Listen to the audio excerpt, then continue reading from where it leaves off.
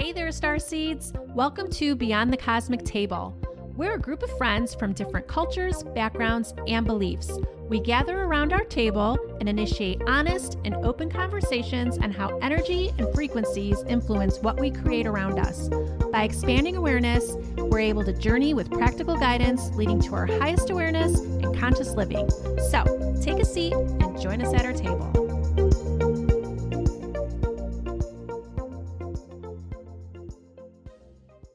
In this episode, Ebby shares the importance of aligning your energy to receive the optimum card reading. Listen in to hear how to prepare to get the guidance for what's in your highest good in your next reading. Hi everyone, it's Avni here, and today we are talking to Ebby, and she is going to tell us how you can get a good reading. And specifically, we're talking about card readings, but what's the best way to, or how do I call this? It's actually called cartomancy, Avani. And what we're going to do today is tell everybody or share with everybody how they can get the optimum reading from whoever their card reader is and what makes for a good reading. And one of the things is to understand that, first of all, cards are merely a tool, just like the pendulum and other modalities that we have. They're merely a tool, and that the reason that we're able to receive messages and give explanations and lay out things is because there's an energetic alignment between the card reader and the client. And another word for the client is called the querent. So we have the querent and we have the reader. So this energetic connection is because the reader is aligning with their higher awareness, their higher self, and connecting to the guide or the higher awareness of the querent. There's a lot of range to readers. Literally, you can go to somebody who throws 2 to 3 cards, charges you $5. That could be a good reading for you. You know, for whatever it is you're asking, if they can hit it on the mark with those. I've seen some really good readers that have never gone further than 3 to 5 cards. That's all they do, but they're really good. And they've developed their psychic awareness and their intuition to such a level that they're getting a lot of the messages through their intuition and their abilities. And then there are those who give a very high level reading and charge a lot more than that $5. And they incorporate cartomancy, the layout of the cards, several layouts. They can incorporate numerology, your astrology. So that's a different level of a reader, but still, all in all, it is a reader. Now, what makes a good reader is someone who is able to step away from what you're presenting, especially with COVID right now and being in quarantine. I'm sure there's a lot of people out there who are just doing their clients on Zoom and over the phone. A lot of my clients are over the phone. So I no longer see body language or reactions and things like that. And there are people out there who are not familiar with card reading. So their interpretation of what we do is, oh, they probably went on your social media and looked up stuff, or you overshared and gave them the information. You know, there's a lot of ways, and I'm not denying that there may be people out there who do those things. I personally don't know them, and I do know a lot of readers over the decades. But here's why a good reader doesn't do those things. If you're coming to me and you're concerned about your job and you don't want to lose your job, everything in your body language is going to show a stressor. So for me to be reading your body language, I'd be picking up on the wrong indicators. I'd be picking up on your stress points. You are paying someone for a reading.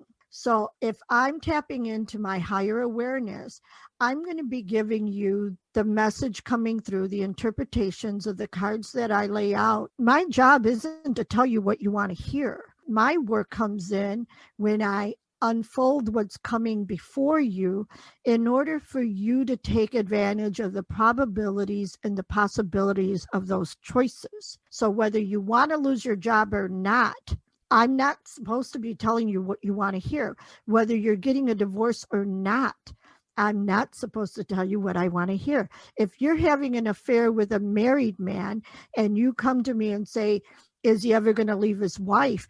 More times out of 10, your girlfriends are going to say they never leave their wives, right? They automatically go for that. But what if in the layout it shows that you're in a relationship that is truly connected, truly in alignment, and the probabilities of his marriage being done and being separated and going through a divorce and being with you is what's coming for you?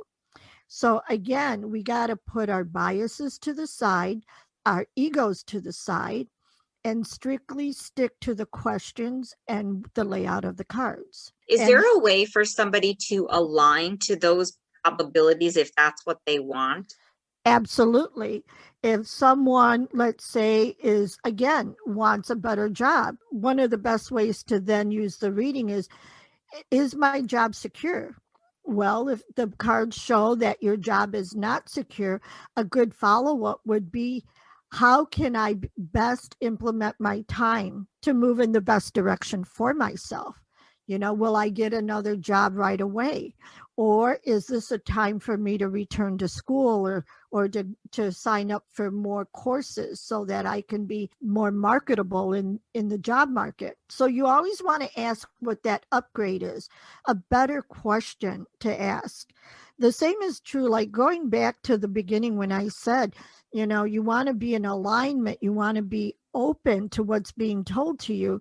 There's two other factors. A lot of times people will come to us and completely shut down. So they'll give us nothing, they won't confirm anything. So when you give them something, they're so shut off because they feel if I say anything at all, you're going to read my mind, you're going to read what I'm doing. And that's not a good connection because the whole thing is about our energetic connection. The same is true for those who go to a reader and overshare. I've been with a lot of friends who they'll be at a reading and I'll point out to them, you told the reader more than the reader told you. And that's not the fault of the reader. That really needs to be your own self-awareness. You just kept giving and giving and giving. And now you're like muddying the waters. I prefer that my clients just give me a yes or no. And unless I ask for more information, yes or no is all that's needed.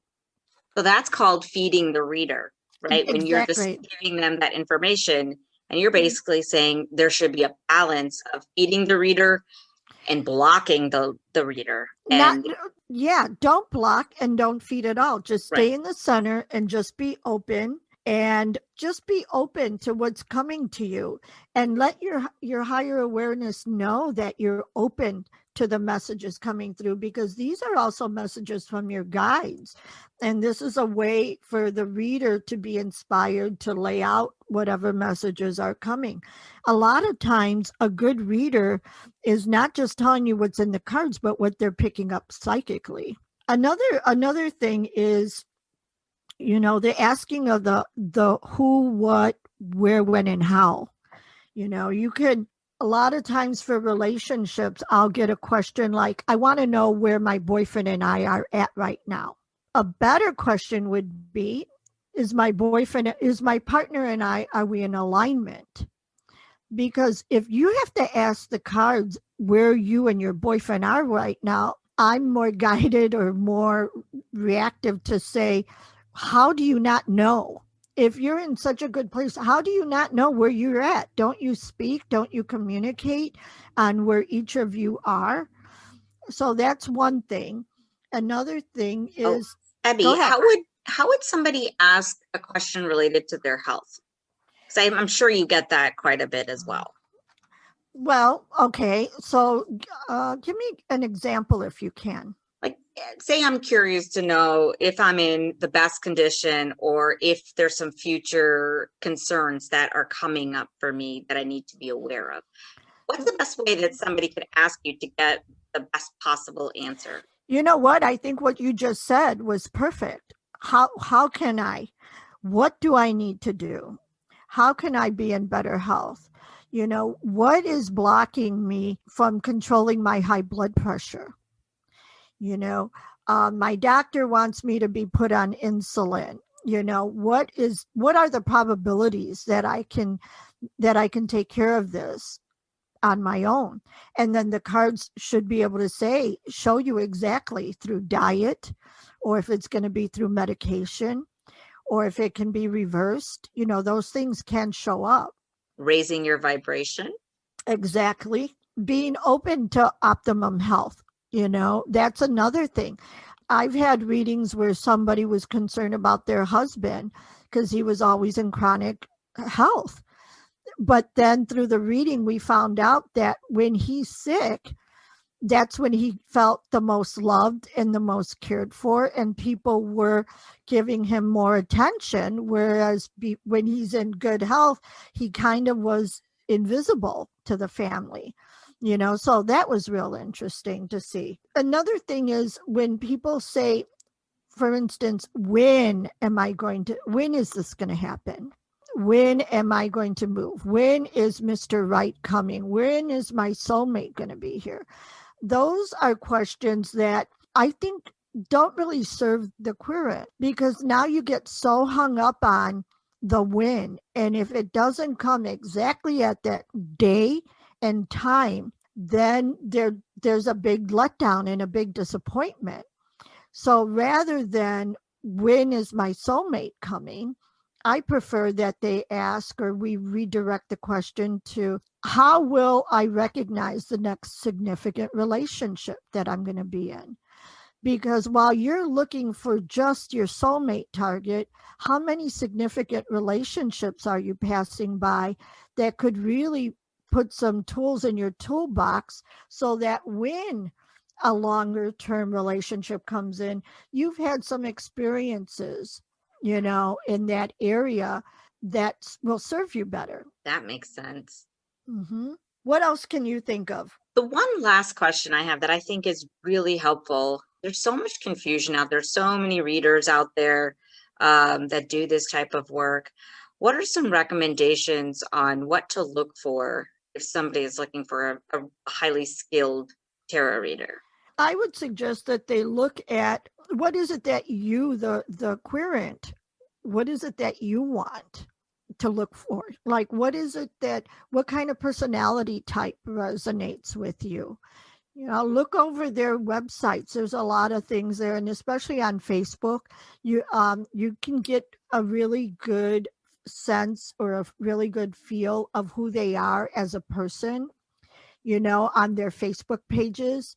A lot of them have their recordings on YouTube. So you can get a feel for how they deliver things. If you're more conservative, you may want to find somebody who's conservative. If you're more flamboyant, there's plenty of those out there too, And here's the thing, we need to tell you what we get and not what you want to hear. Another thing that I wanted to touch on is try to be self-aware of your response to things. So like if a reader is telling you something, don't be so quick to say, no, not me. That's not me. No. Because I myself love when I would do readings in person and people would come with their friends or their partner. Because the minute the person I was reading for would say, no, that's not me, their partner or girlfriends would say, oh, yes, that is so you. Remember this, remember that. I love getting readings. And I was going to a wonderful woman, and she told me that someone at work with the initial J was going to backstab me and was going to give me a really hard time. So that would be my milestone. I would be able to figure out who the person is, but her name started with a J. I could not figure out who this was. So then I go home and I'm sharing this news with my partner, and she tells me, she goes, Ebby, that's your boss's first initial. I never even thought of my boss there because I called my boss by her last name, didn't even think of her first initial.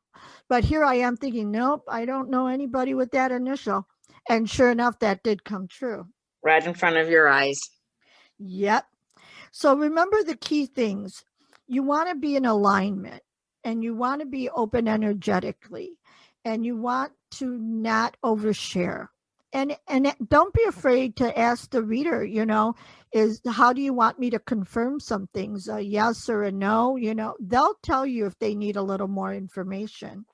And also remember your who, what, where, whens, and how.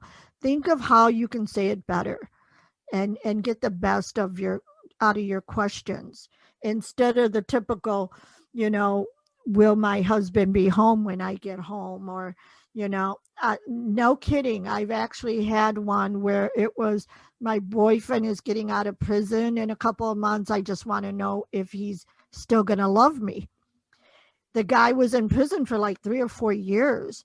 And to me, I told her, I think the better question should be not if he's still going to love you, but what has kept you hanging on? If women or partners in general, I shouldn't say just women, but if you're asking a lot of questions about your partner or feeling like, why is my partner afraid to make a commitment? Why is my partner afraid of getting close? Start asking yourself more of the question about yourself. This is your reading. Why am I attracted to someone like this? Because it's really not about your partner having the issues. It's about really you're the one that's not happy in this situation. That's really true. Uh-huh. And a lot of readers will not go heavy, getting back to your health question, go into health issues. A lot of them will, but some of them won't. And a lot of the reason is because, for instance, if we see cancer or we see something like that, we're putting the reader in a position of freaking out a lot of times. So we have to be mindful of the delivery. So often it'll be, and it'll come up where we'll throw cards and it'll come up that you need to go see a specialist or a doctor, get checked out. Sometimes they just went to the doctor, and we emphasize you may want to just swing back around and let the doctor deliver that kind of news, So do the cards actually get that granular to where you see cancer? Oh yeah. We can see cancer, kidneys, because each card has a symbol of a number, a planet. It represents part of the body. So there's a lot of things, especially in tarot. In tarot, there's a lot of details in each card. Definitely. We can see death. We can see all those things. We may not tell you that part for obvious reasons, but think about it. If somebody is struggling with where is their soulmate, how can they handle anything else if they're still working through the here and now? Right. Mm-hmm. Well, Ebby, I can't wait to have a reading with you, although it sounds like I'm a little bit nervous now. I like to say it how it is. I appreciate that. And thank you so much for your insights and your tips and sharing your knowledge with us. And we are signing off. Signing off. Bye-bye. Bye. Thank you, ladies. This information is so helpful. My first card reading was with Ebby a few years back, and I learned then the best way to ask the questions when I was looking for guidance. And yes, she tells it like it is, which is very much appreciated. I've had several readings over the last 3 years, and I have to share that recently I listened to a reading I recorded with her back in December of 2018, and I couldn't believe how much she shared then that is showing up in my life still today. Ebby is the best at what she does. And guess what? She's offering 21% off to all that apply coupon code PODCAST21 for all first-time services. She offers 1-hour private readings and life reviews that also involve astrology and numerology. For more information, visit crowreadings.com. Thanks for clicking play this week. We will be back next week with a fun conversation about law of attraction, manifestation, and how to quantum jump to your optimum timeline.